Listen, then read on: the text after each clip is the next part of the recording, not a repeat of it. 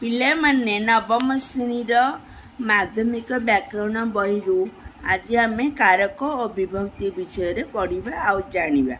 କାରକ ବିଭକ୍ତିର ସଂଜ୍ଞା ବିଷୟରେ ସମ୍ୟକ ଭାବରେ ଜାଣିବା। ପରବର୍ତ୍ତୀ ମୁହୂର୍ତ୍ତରେ ବିଭକ୍ତି ଆଉ କାରକର ବିସ୍ତୃତ ଆକାରରେ ପଢ଼ିବା।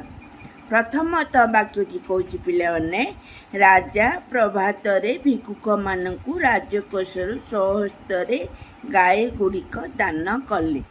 ଏହି ବାକ୍ୟରେ କ୍ରିୟାପଦ ହେଉଛି ଦାନ କଲେ। ଏହି କ୍ରିୟାପଦ ସହିତ ଅନ୍ୟ ପଦ ଗୁଡ଼ିକ କିଭଳି ସମ୍ବନ୍ଧିତ ବା ସମ୍ପର୍କ ରହୁଛି ପ୍ରଥମେ ଜାଣିବା। ପ୍ରଥମତଃ ଆମେ ଉପରେ ଲିଖିତ ବାକ୍ୟଟିକୁ ଆଲୋଚନା କରିବା। ପ୍ରଶ୍ନ କହୁଛି, କରେ କିଏ ଦାନ କଲେ? ଉତ୍ତର ଆସିଲା ରାଜା ଦାନ କଲେ। କିଏ ବୋଲି ପ୍ରଶ୍ନ କଲେ ପିଲାମାନେ କର୍ତ୍ତା ଆସିଯାଇଥାଏ। କ'ଣ ଦାନ କଲେ? ଗାଈ ଗୁଡ଼ିକୁ ଦାନ କଲେ। କର୍ମ ଆସିଲା। କ'ଣ ଦାନ କଲେ ବୋଲି କର୍ମ ଆସିଲା। କାହା ଦ୍ୱାରା ଦାନ କଲେ? ନା ସ୍ୱହସ୍ତରେ ଦାନ କଲେ କରଣ କାରକ। କାହାକୁ ଦାନ କଲେ? ଭିକ୍ଷୁକମାନଙ୍କୁ ସମ୍ପ୍ରଦାନ କାରକ। କେଉଁଠାରୁ ଦାନ କଲେ? ନା ରାଜକୋଷରୁ ଦାନ କଲେ ଅପାଦାନ କାରକ। କେତେବେଳେ ଦାନ କଲେ? ନା ପ୍ରଭାତରେ ଅଧିକରଣ କାରକ। ଏଥିରୁ ଜଣାଗଲା ଯେ କ୍ରିୟାପଦ ଦାନ କଲେ ସହିତ ଅନ୍ୟ ବାକ୍ୟର କ୍ରିୟାପଦ ଦାନ କଲେ, ଏ କ୍ରିୟାପଦ ଦାନ କଲେ ସହିତ ବାକ୍ୟର ଅନ୍ୟ ପଦ ଗୁଡ଼ିକ ଭିନ୍ନ ଭିନ୍ନ ସମ୍ବନ୍ଧ ରହିଛି। ଏହି ସମ୍ବନ୍ଧକୁ ହିଁ କାରକ କହନ୍ତି। କାରକ କାହାକୁ କୁହାଯାଏ? ପରୀକ୍ଷାରେ ସୁନିଶ୍ଚିତ ଆସିବ ସର୍ଟ କୋଶ୍ଚିନ୍। ତମାନେ ଲେଖିବ ନା ବାକ୍ୟ ମଧ୍ୟରେ କ୍ରିୟାପଦ ସହିତ ଅନ୍ୟ ପଦମାନଙ୍କର ଯେଉଁ ସମ୍ବନ୍ଧ ରହିଥାଏ ତାହାକୁ କାରକ କୁହାଯାଏ। ଅନ୍ୟ ପଦ ଗୁଡ଼ିକ କ'ଣ? ନା ରାଜା ଗାଈ ଗୁଡ଼ିକୁ, ସ୍ୱହସ୍ତରେ ଭିକ୍ଷୁକମାନଙ୍କୁ, ରାଜକୋଷରୁ, ପ୍ରଭାତରେ, ଏହିସବୁ ପଦ ଗୁଡ଼ିକ ଦାନ କଲେ ସହିତ ସମ୍ପର୍କ ରହିଛି। ଏହି ସମ୍ବନ୍ଧଟି ହିଁ କାରକ କୁହାଯାଏ। କାରକ ହେଉଛି 6 ପ୍ରକାର ପିଲାମାନେ। ଆମେ ପ୍ରଥମତଃ ଜାଣିବା କର୍ତ୍ତା କାରକ, କର୍ମ କାରକ, କରଣ କାରକ, ସମ୍ପ୍ରଦାନ କାରକ, ଅପାଦାନ କାରକ, ଅଧିକରଣ କାରକ। ଆଉ ବିଭକ୍ତି ହେଉଛି 7 ପ୍ରକାର। କର୍ତ୍ତା କାରକର ବିଭକ୍ତି ହେଲା ପ୍ରଥମ ବିଭକ୍ତି। ଏକ ବଚନର ଚିହ୍ନ ହେଲା ଟି, ଟା, ଟେ, ଟାଏ। ଆଉ ବହୁବଚନ ଚିହ୍ନ ହେଲା ମାନେ, ଗୁଡ଼ାଏ, ଗୁଡ଼ିକ। କର୍ତ୍ତା କାରକ ପ୍ରଥମ ବ୍ୟକ୍ତି ଟି, ଟାଏ, ଗୁଡ଼ାଏ, ମାନେ, ଗୁଡ଼ାକ। ରାମ ଖାଉଅଛି। କିଏ ଖାଉଅଛି? କିଏ ବୋଲି ପ୍ରଶ୍ନ କଲେ କର୍ତ୍ତା ଆସିଯାଇଥାଏ। ଖାଇବା, ବସିବା, ଉଠିବା ଧାତୁ ଗୁଡ଼ିକ କ୍ରିୟାପଦରେ ବ୍ୟବହାର କରାଯାଏ। ହେଲେ ଏଠି କିଏ ବୋଲି ପ୍ରଶ୍ନ କରିବା? ଗାଈଟି ଚରୁଅଛି। କିଏ ଚରୁଅଛି? କର୍ତ୍ତା ଆସିଲା। କର୍ତ୍ତା କାରକରେ ପ୍ରଥମ ବ୍ୟକ୍ତି ଗାଈଟି। ଏଇଠି ସେଇଭଳିଆ ଚିହ୍ନ ରହିଲା ଟି, ଏକ ବଚନର ଚିହ୍ନ କର୍ତ୍ତା କାରକରେ। ଆଉ କ୍ରିୟା ହେଉଛି ଏଠି ଚରୁଅଛି। ସେଭଳି କଥାରେ ପିଲାମାନେ ଆସୁଥିଲେ। ହେଲେ ଏଠି କିଏ ଆସୁଥିଲେ ବୋଲି ପ୍ରଶ୍ନ କଲେ କର୍ତ୍ତା ଆସିଲା। ପିଲାମାନେ କର୍ତ୍ତା କାରକରେ ପ୍ରଥମ ବିଭକ୍ତି ଆସୁଥିଲେ। ମାନେ, ଗୁଡ଼ାଏ, ଗୁଡ଼ାକ। ଏଇ ବହୁବଚନର ଚିହ୍ନ ଆସିଲା ମାନେ, ଗୁଡ଼ାଏ, ଗୁଡ଼ାକ, ଗୁଡ଼ିକ ହେଲା। ଆଉ କର୍ତ୍ତା କାରକରେ ଘୋଡ଼ା ଗୁଡ଼ିକ ଦୌଡ଼ୁଛନ୍ତି। ହେଲେ ଘୋଡ଼ା ଗୁଡ଼ିକ କର୍ତ୍ତା କାରକ ପ୍ରଥମ ବ୍ୟକ୍ତି, ଦୌଡ଼ୁଛନ୍ତି ହେଲା କ୍ରିୟା।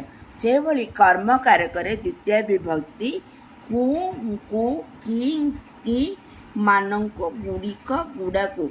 କୁ, କି ଏକ ବଚନ। ବହୁବଚନର ଚିହ୍ନ ହେଲା ମାନଙ୍କୁ, ଗୁଡ଼ିକ, ଗୁଡ଼ାକୁ। এই କର୍ମ କାରକରେ ଆମେ ବୁଝିବା ଏକ ବଚନର ଚିହ୍ନ ହେଲା, ଆମେ ତ ଜାଣିଲେ, ଆଉ ବହୁବଚନର ଚିହ୍ନ ଜାଣିଲେ। ଉଦାହରଣ କହୁଛି ପିଲାମାନେ ବିଦ୍ୟାଳୟକୁ ଯାଉଛନ୍ତି। ହେଲେ ଏଠି କିଏ ଯାଉଛନ୍ତି ବୋଲି ପ୍ରଶ୍ନ କଲେ କର୍ତ୍ତା ଆସିଲା ପିଲାମାନେ। କେଉଁଠାକୁ ଯାଉଛନ୍ତି? କର୍ମ କରିବାକୁ ଯାଉଛନ୍ତି। ବିଦ୍ୟାଳୟରେ ପାଠ ପଢ଼ିବାକୁ ଯାଉଛନ୍ତି। ହେଟା କୁ ଅଛି। ଦ୍ୱିତୀୟ ବିଭକ୍ତିର ଚିହ୍ନ ଆସିଲା ଏଠି କୁ।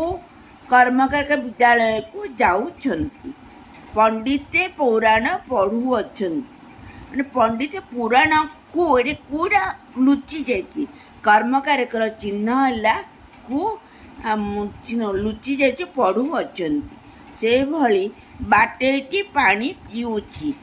କିଏ ପିଉଛି ବୋଲି ପ୍ରଶ୍ନ କଲେ କର୍ତ୍ତା ଆସିଲା। ବାଟୋଇଟି ଟିଏ ହେଲା କର୍ତ୍ତାକାରକର ଚିହ୍ନ। କର୍ମକାରକର ପାଣିକୁ ପିଉଅଛି। କର୍ମକାରକର ଚିହ୍ନ ହେଲା ପାଣିକୁ, କ୍ରିୟା ହେଲା ପିଉଛି। ସେଭଳି ମୁଁ ମନ୍ଦିରକୁ ଯାଉଛି।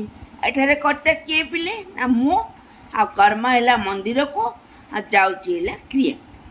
ସେଇଭଳି ଅନ୍ୟ ଏକ ଉଦାହରଣ ହେଲା ଶୈଳଜା ଗୀତ ଗାଉଛି। ଏଠାରେ ଶୈଳଜା ହେଲା କର୍ତ୍ତା, ଶୈଳଜା ହେଲା କର୍ତ୍ତା ଏଠାରେ। ଆଉ ଗୀତ କୁ ଗାଉଅଛି, କୁଟା ଦ୍ୱିତୀୟ ବିଭକ୍ତିର ଚିହ୍ନ, କୁ ହେଲା କର୍ମ, ଗାଉଛି ହେଲା କ୍ରିୟା।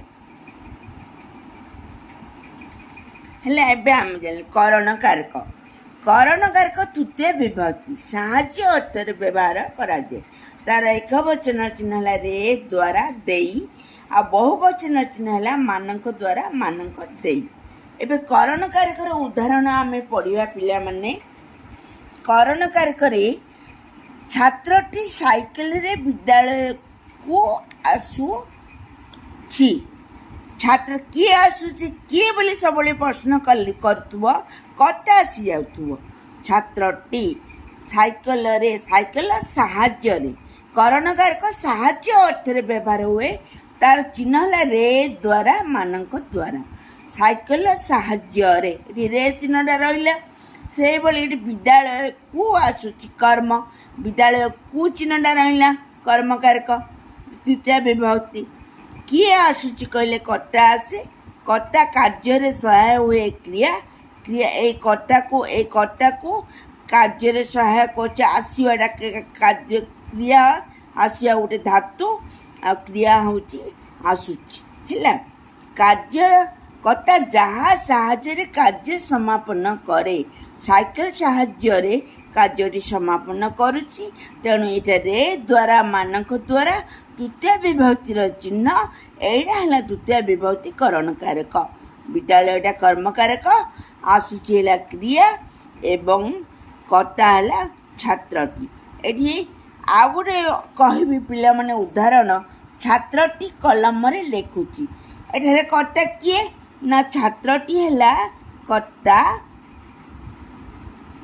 କାହା ସାହାଯ୍ୟରେ ଲେଖୁଛି ନା କଲମରେ ଲେଖୁଛି। ରେ ଦ୍ୱାରା ମାନଙ୍କ ଦ୍ୱାରା ତୃତୀୟ ବିଭକ୍ତିର ଚିହ୍ନ। ତେଣୁ ଏହା ହେଲା କରଣ କାରକ।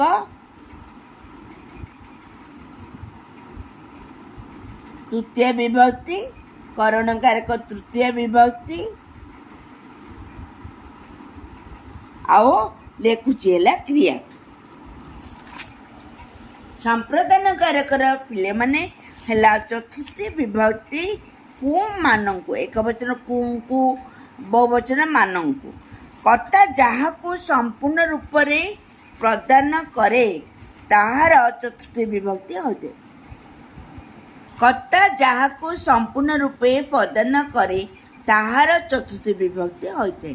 ପ୍ରଧାନ ଶିକ୍ଷୟିତ୍ରୀ ଛାତ୍ରଟିକୁ ପୁରସ୍କାର ଦେଲେ।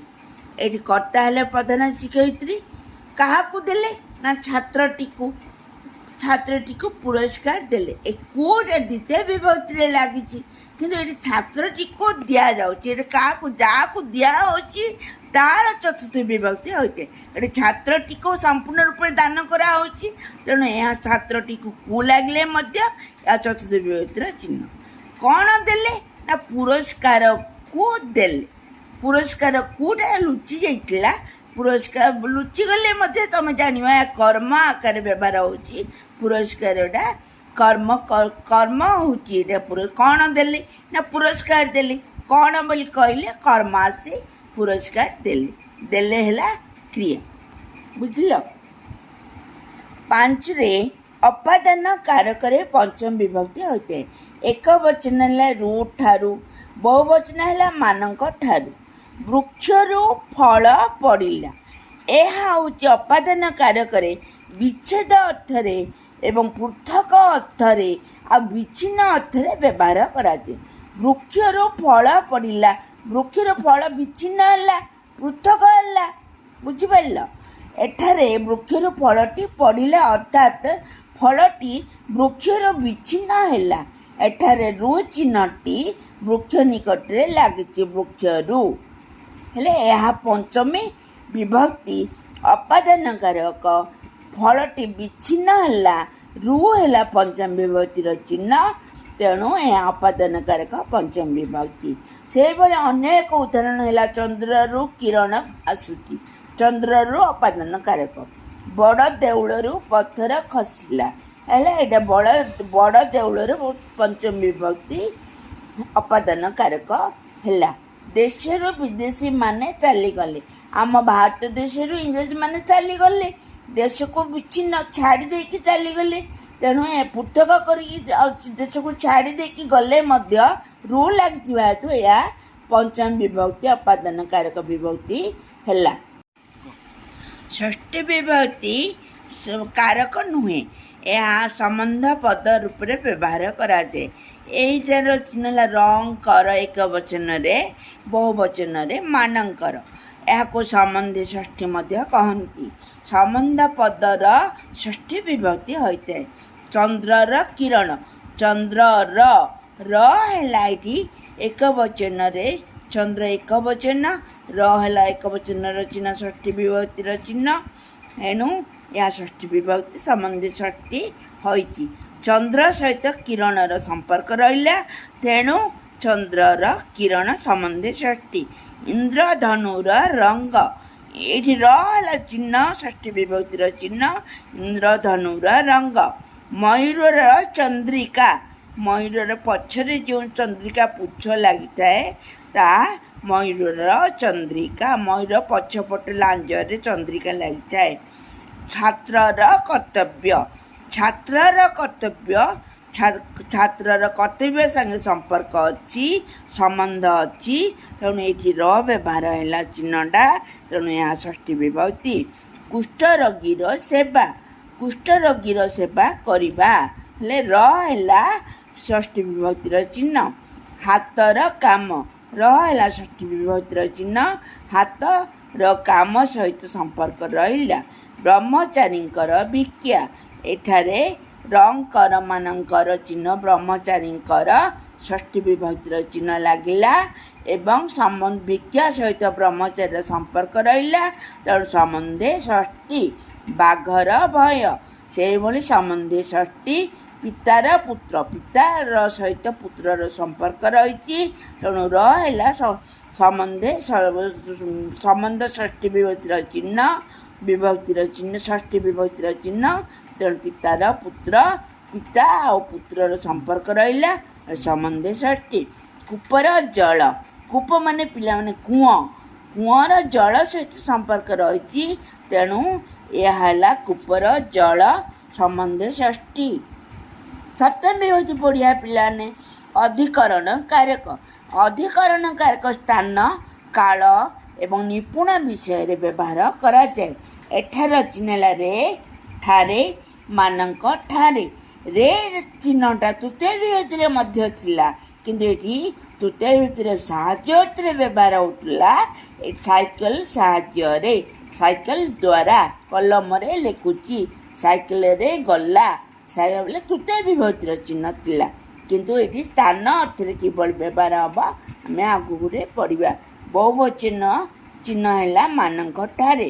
ଶ୍ରେଣୀରେ ଛାତ୍ରମାନେ ବସିଛନ୍ତି। କେଉଁ ସ୍ଥାନରେ ବସିଛନ୍ତି ନା ଶ୍ରେଣୀରେ। ରେ ହେଲା ସ୍ଥାନରେ ଏବଂ ଏହା ଅଧିକରଣେ ସପ୍ତମୀ। ଛାତ୍ରମାନେ ହେଲା କର୍ତ୍ତା, ବସିଛନ୍ତି ହେଲା କ୍ରିୟା। ସବୁବେଳେ ପିଲାମାନେ କିଏ ବୋଲି ପ୍ରଶ୍ନ କଲେ କର୍ତ୍ତା ଆସିଯାଉଥିବ, କର୍ତ୍ତାର ଶେଷରେ କ୍ରିୟା ଥାଏ। ବସିଛନ୍ତି, ଉଠିଛନ୍ତି, ଖାଇଛନ୍ତି, ଏସବୁ କ୍ରିୟା। ବର୍ଷା କାଳରେ ମୟୂର ନାଚେ। କାଳ ଅଧିକରଣରେ ସପ୍ତମ ବିଭକ୍ତି ହୋଇଛି। ବର୍ଷାଟା କାଳ ବା ସମୟ, କାଳ ଯୋଗରେ ସପ୍ତମ ବିଭକ୍ତି ହେଲା। ଆମେରିକାରେ ବହୁ ଭାରତୀୟ ବାସ କରୁଛନ୍ତି। ଆମେରିକା ଗୋଟିଏ ସ୍ଥାନ, ତେଣୁ ଏହା ସ୍ଥାନାଧିକରଣରେ ସପ୍ତମୀ ହୋଇଛି। ଆଶ୍ୱିନ ମାସରେ ଦୁର୍ଗା ପୂଜା ଅନୁଷ୍ଠିତ ହୁଏ। ଆଶ୍ୱିନ ମାସ ଗୋଟିଏ କାଳ ଏବଂ ସମୟ, ତେଣୁ କାଳାଧିକରଣେ ସପ୍ତମୀ ହେଲା। ଶିବ ଗୌଡ଼ ଗୁରୁଜୀ ଗଣିତରେ ନିପୁଣ ଅର୍ଥାତ୍ ବିଷୟ ବା ଅଧିକରଣ ଗଣିତ ଗୋଟେ ବିଷୟରେ ନିପୁଣ ବା ପଟୁ ବା ଦକ୍ଷ ତେଣୁ ଏହା ବିଷୟାଧିକରଣ ସପ୍ତମୀ ହୋଇଛି।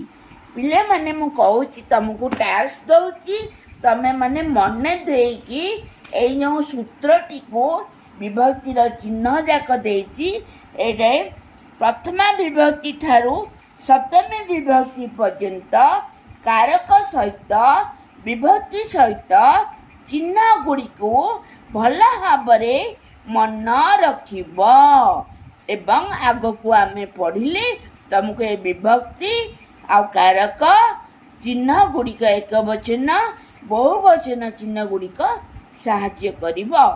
ଏହାକୁ କାରକ ବିଭକ୍ତି କହନ୍ତି। ସମ୍ୟକ ଭାବରେ ମୁଁ ତୁମକୁ ଜଣେଇଦେଲି।